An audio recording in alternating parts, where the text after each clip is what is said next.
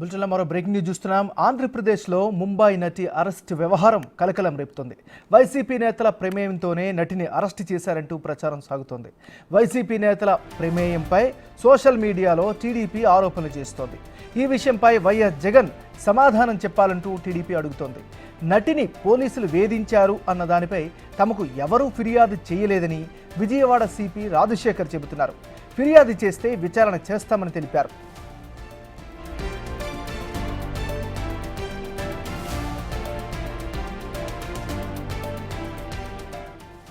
నటి కాదంబరి జట్వానీపై వైసీపీ నేత విద్యాసాగర్ ఫిబ్రవరి 2వ తేదీన పోలీసులకు ఫిర్యాదు చేశారు. తనను ట్రాప్ చేసి డబ్బులు డిమాండ్ చేసిందంటూ ఫిర్యాదులో పేర్కొన్నారు. ఆ ఫిర్యాదుతో నటి కాదంబరి జట్వానీ కుటుంబాన్ని విజయవాడ పోలీసులు అరెస్ట్ చేశారు. కొండపల్లిలోని ఓ గెస్ట్ హౌస్లో సినీ నటి కుటుంబాన్ని బంధించి వేధించారని ఆరోపణలు వచ్చాయి. చాలా రోజుల క్రితం జరిగినట్టు ఈరోజు మీడియాలో కనిపించింది. మాకు ఎటువంటి కంప్లైంట్ అయితే రాలేదు. సో ఎటువంటి కంప్లైంట్ వస్తే కూడా దాన్ని విల్ ఎంక్వైరీ ఏం జరిగిందో అనేది చూస్తామండి.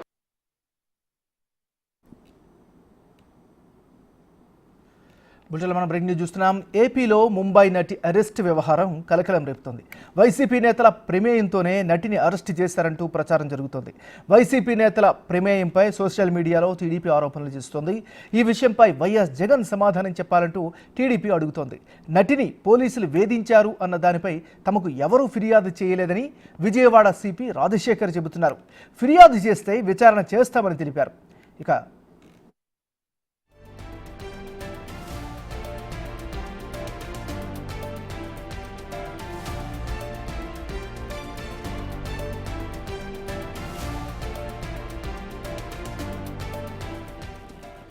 కాదంబరి జట్వానీ మాట వినకపోవడంతో ఆమెను అరెస్టును చూపించి రిమాండ్కు తరలించారు. 15 రోజుల తర్వాత రాజీకి ఒప్పుకోవడంతో పోలీసులు బెయిల్ ఇప్పించారు. గతంలో ముంబైలో జిందాల్ స్టీల్ యజమాని సజ్జన్ జిందాల్పై సినీ నటి జట్వానీ ఫిర్యాదు చేశారు. తనను పెళ్లి చేసుకుంటానని నమ్మించి మోసం చేశారంటూ సజ్జన్ జిందాల్పై ఫిర్యాదు ఇచ్చారు. అయితే పోలీసులు కేసు పెట్టకపోవడంతో ఆమె హైకోర్టును ఆశ్రయించారు. వెంటనే హైకోర్టు ఆదేశాలతో ఎఫ్ఐఆర్ నమోదు చేశారు పోలీసులు. విజయవాడలో అరెస్టు తర్వాత ముంబైలో కేసును కాదంబరి జట్వానీ విత్డ్రా చేసుకున్నారు. ఈ విజయవాడ కేసుకు ముంబై కేసుకు లింకు ఉందంటూ సోషల్ మీడియాలో చర్చ జరుగుతోంది.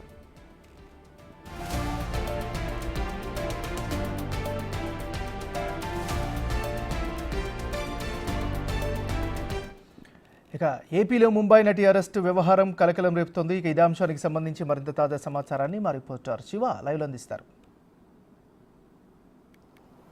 శివ. రైట్ నాగరాజు, మొత్తం మీద చూసుకుంటే ముంబై సినీ నటి జట్వానీకి సంబంధించిన వ్యవహారం ఇప్పుడు ఆంధ్రప్రదేశ్లో హాట్ టాపిక్గా మారింది. ఇప్పటికే ఘోర ఓటమి పరాజయం తర్వాత వైఎస్ఆర్సీపీ ఇబ్బందుల్లో ఉంటే తాజాగా గత కొన్ని రోజులుగా వైఎస్ఆర్సీపీ నేతలకు సంబంధించి మహిళలతో సంబంధాలు, మహిళలతో వ్యవహరించిన తీరుతో ఆ పార్టీకి పెద్ద చిక్కులే వచ్చి పడ్డాయి. అది చల్లారక ముందే ఆ పార్టీలో కీలకమైన వ్యక్తి, ఏదైతే ప్రభుత్వంలో ముఖ్య సలహాదారుడుగా కీలకమైన వ్యక్తిగా ఉన్న ఒక వ్యక్తిపై ప్రధానంగా ఇప్పుడు ఆరోపణ రావడం వైఎస్ఆర్సీపీలో ఒక కలకలం అయితే మొదలైందని చెప్పుకోవచ్చు. ఏదైతే ఫిబ్రవరిలో ఈ సంవత్సరం ఫిబ్రవరి 2వ తేదీన ఇబ్రహీంపట్నం పోలీస్ స్టేషన్లో ఒక ఫిర్యాదు జరిగింది.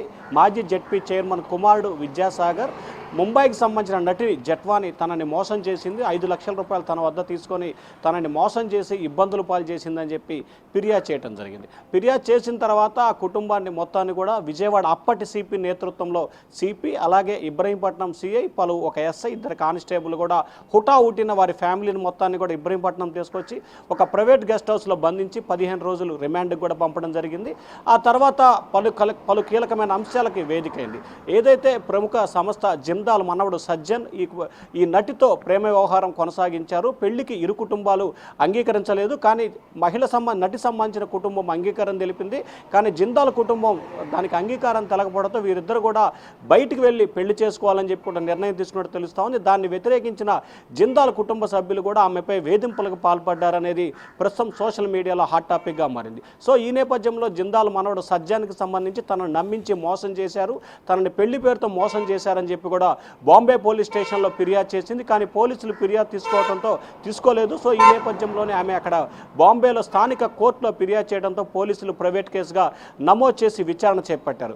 ఆ కేసు విచారణ చేపట్టిన తర్వాత ఇక్కడ ఏదైతే ఇప్పుడు ప్రధానంగా ఫిర్యాదు చేశాడో విద్యాసాగర్ అలాగే సజ్జన్ ఈ నటి వీరంతా కూడా కలిసి బొంబాయిలో పలు కార్యక్రమాల్లో పాల్గొన్నట్లు కూడా సోషల్ మీడియా వేదికగా కూడా కొన్ని ఫోటోలు ఇవాళ ఉదయం నుంచి కూడా వైరల్ అవుతున్నాయి. సో వీరందరికీ సంబంధించి విద్యాసాగర్ అనే వ్యక్తికి ఇటు సజ్జన్కి ఇటు ఈ నటి జట్వానికి పరిచయం ఉన్నట్లు కూడా తెలుస్తూ ఉంది. సో ఈ నేపథ్యంలోనే విజయవాడ పోలీసులను ఆశించి వైఎస్ఆర్సీపీలో అప్పటి ప్రభుత్వంలో కీలకమైన వ్యక్తిగా నెంబర్ 2గా చలామణి అవుతున్న వ్యక్తి ద్వారా కోట్ల రూపాయల డీల్ కుదిరించుకొని ఆమెను ఇబ్బందులు పాలు చేయడానికి ప్రయత్నాలు చేశారు. తద్వారా ఇక్కడ ఒక కేసు అంటే తప్పుడు కేసు నమోదు చేసి ఆ కుటుంబాన్ని వారందరిని ఇబ్బందులు పాలు చేసి వారి సెల్ ఫోన్లో ఉన్న డేటా ఏదైతే సజ్జన్కి సంబంధించిన డేటా కాల్ రికార్డు ఇలా ఫోన్లో ఏదైతే ఉన్నాయో వాటన్నిటిని సైబర్ క్రైమ్ ద్వారా మొత్తాన్ని అరేంజ్ చేసిన తర్వాత వారిని ఇబ్బందులు పాలు చేసి వారు రాజీకి రావడంతో వీరే ఎవరైతే ఫిర్యాదు చేశారో విద్యాసాగర్ వారి తరపున న్యాయవాదే ఆ కుటుంబానికి బెయిల్ ఇప్పించి మళ్ళీ బాంబేకి పంపించినట్లు కూడా తెలుస్తూ ఉంది. సో ఏదైతే ఆ తర్వాత ఇక్కడ బెయిల్ వచ్చిన తర్వాత బాంబే వెళ్ళి ఏదైతే సజ్జన్పై ప్రైవేట్ కేసు వేశారో కోర్టులో ప్రైవేట్ కేసు వేశారో ఆ కేసును కూడా ఆమె విత్డ్రా చేసుకున్నట్లు కూడా తెలుస్తూ ఉంది. అయితే ఇటీవల వైఎస్ఆర్సీపీ ప్రభుత్వంపై టీడీపీ ప్రభుత్వం రావడంతో వైఎస్ఆర్సీపీ నేతలు చేసిన అక్రమాలపై ఒక్కొక్కటిగా త్రవ్వుతున్న నేపథ్యంలో ఈ ఎఫ్ఐఆర్ కాపీ కూడా బయటకు వచ్చింది. బాంబే నటి ఏంటి, విజయవాడలో ఏంటి, అలాగే ఇబ్రహీంపట్నంలో ఎఫ్ఐఆర్ నమోదు అవటం ఏంటనేది పోలీసులకు కూడా అంతు చెక్కపోవడం దాన్ని వెలికి తీశారు. వెలికి తీస్తే ఈ వ్యవహారం అంతా కూడా బయటకు వచ్చినట్టు తెలుస్తూ ఉంది. ఈ అంశానికి సంబంధించి కూడా విజయవాడ సిపి రాజశేఖర బాబు మీడియాతో మాట్లాడుతూ తాను కూడా ఈ అంశానికి సంబంధించి మీడియాలో చూశాను, అయితే ఈ అంశానికి సంబంధించి తనకి ఎవరు కూడా ఫిర్యాదు చేయలేదు, ఖచ్చితంగా ఫిర్యాదు చేస్తే దీనిపై విచారణ చేపట్టి చర్యలు తీసుకుంటామని చెప్పి కూడా సిపి చెప్పారు. అలాగే పోలీసుల పాత్ర ఉన్నదని తెలిస్తే ఫిర్యాదు చేసినా చేయకపోయినా దీనిపై విచారణ చేసి సంబంధిత పోలీసులపై చర్యలు తీసుకుంటుంటారు. సో ఓవరాల్గా చూసుకుంటే వీరందరికీ ఇటు సజ్జన్ ఏదైతే జిందాల్ మనోడు సజ్జను నటి జట్వాని ఫిర్యాదు చేసిన విద్యాసాగర్ వీరందరికీ కూడా బొంబాయిలో కొన్ని వ్యాపార కార్యకలాపాలకు సంబంధించి కానీ లేకపోతే స్నేహపూర్వకంగా కూడా కొన్ని సత్సంబంధాలు ఉన్నట్టు తెలుస్తోంది. ఆ సత్సంబంధాల మూలంగానే బొంబాయికి జరిగిన విషయాన్ని బేస్ చేసుకుని ఆంధ్రప్రదేశ్లో ఒక కేసు నమోదు చేసి ఆ నటి కుటుంబాన్ని ఇబ్బందులు పాలు చేసినట్లు కూడా తెలుగుదేశం పార్టీ నేతలు సోషల్ మీడియా అయితే విస్తృతంగా ప్రచారం చేస్తున్నారు. ఈ అంశానికి సంబంధించి మాజీ ముఖ్యమంత్రి వైసీపీ అధినేత జగన్ సమాధానం చెప్పాలని చెప్పి కూడా టీడీపీ శ్రేణులు అయితే సోషల్ మీడియా వేదికగా డిమాండ్ చేస్తూ ఉన్నారు. నాగరాజు, శివ, మరి ఇంత పెద్ద స్థాయిలో దుమారమవుతున్నటువంటి ఈ సంఘటనకి సంబంధించి నెక్స్ట్ ఏం జరిగే అవకాశం ఉంది? ఫిర్యాదు ఎవరైనా చేస్తారా? పోలీసుల నెక్స్ట్ స్టెప్ ఏంటి మరి? ఇప్పటికే ఈ అంశానికి సంబంధించి కానీ మనకి అందుతున్న సమాచారం కానీ ఇంకా అది నిజమా కాదా అనేది క్లారిటీ రావాల్సి ఉంది. ప్రస్తుతం ఏదైతే బాంబేకి సంబంధించిన నటి జట్వాని కుటుంబ సభ్యులు ఇటీవల కాలంలో హోంమంత్రి అనితాని కలిసినట్లు కూడా కొంత సమాచారం అందుతుంది. సో ఆమె ఆ కుటుంబ సభ్యులు ఇచ్చిన సమాచారం మేరకే ఆమె ఆదేశం ప్రకారమే ఇబ్రహీంపట్నానికి సంబంధించి పోలీసులు ఎఫ్ఐఆర్ని బయటికి తీసినట్టు తెలుస్తూ ఉంది. ఖచ్చితంగా ఈ అంశానికి సంబంధించి ప్రస్తుతం తెలుగుదేశం పార్టీకి సంబంధించిన నేతలు అలాగే పోలీసు ఉన్నతాధికారులు లోతుగా విచారణ చేపడుతున్నారు, అంటే రహస్యంగా విచారణ చేపడుతున్నారు. ఈ విచారణలో ఎవరెవరి పాత్ర ఉంటే ఏంటి అనే దానికి సంబంధించి విచారణ చేపట్టిన తర్వాత వారికి వచ్చిన ఫీడ్బ్యాక్ బేస్ చేసుకొని ఎవరైతే నటి బాంబేకి సంబంధించిన నటి జట్వాని ఉందో వారు వచ్చి ఖచ్చితంగా పోలీసులకి ఫిర్యాదు చేస్తారని చెప్పి కూడా తెలుస్తూ ఉంది. సో వారు ఇచ్చిన ఫిర్యాదు తర్వాత దీంట్లో పోలీసు అధికారులు ఎవరెవరు ఉన్నారు, అలాగే రాజకీయ ప్రముఖులు ఎవరున్నారు, వైఎస్ఆర్సీపీకి సంబంధించిన కీలకమైన నేతలు ఎవరున్నారు, అసలు విద్యాసాగర్ రావు ఎవరు, విద్యాసాగర్ రావు ఎందుకు ఫిర్యాదు చేశారు, విద్యాసాగర్ రావు పాత్ర ఏంటి అనే దానికి సంబంధించి కూడా పోలీసులు విచారణ చేసి ఖచ్చితంగా ఈ అంశంలో ఎవరైతే బాధ్యులు ఉన్నారో వారిపై చర్యలు తీసుకునే అవకాశాలు అయితే ఎక్కువగా కనిపిస్తూ ఉన్నాయి. నాగరాజు, దీనిపైన విమర్శల నేపథ్యంలో వైసీపీ తరపు నుంచి ఎవరైనా స్పందించే అవకాశం ఉందా? అంటే కొద్దిసేపు క్రితమే వైఎస్ఆర్సీపీకి సంబంధించిన పార్టీ ప్రధాన కార్యదర్శి గత ప్రభుత్వంలో నెంబర్ 2గా చలామణైన సజ్జల రామకృష్ణారెడ్డి ఆయనపై మీడియాలో వస్తున్న కథనాలకు సంబంధించి కూడా ఆయన ఖండనిచ్చారు. తనపై కొన్ని పత్రికలు కొన్ని ఛానల్స్ ఒక రకమైన ప్రచారాన్ని చేస్తున్నాయి, ఇది పూర్తిగా అవాస్తవం అని చెప్పి ఆయన పత్రికా ప్రకటన అయితే ఇచ్చినట్లు తెలుస్తూ ఉంది. కానీ అధికారికంగా ఎక్కడా కూడా దీనికి సంబంధించి ఎవరు కూడా వైఎస్ఆర్సీపీ నేతలు ఎవరైతే కూడా మాట్లాడలేదు.